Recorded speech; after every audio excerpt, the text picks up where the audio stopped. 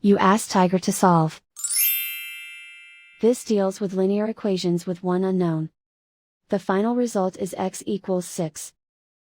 Let's solve it step by step. Simplify the expression. Multiply the fractions. Break up the fraction. Find the greatest common factor of the numerator and denominator.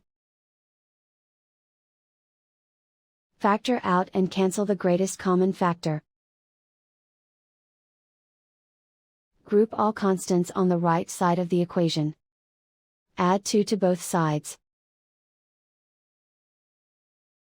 Simplify the arithmetic.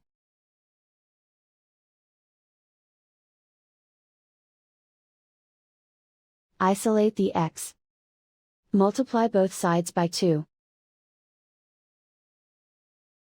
Group like terms.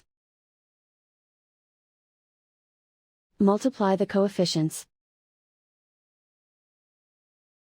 Simplify the fraction. Simplify the arithmetic. And so the final result is x equals 6.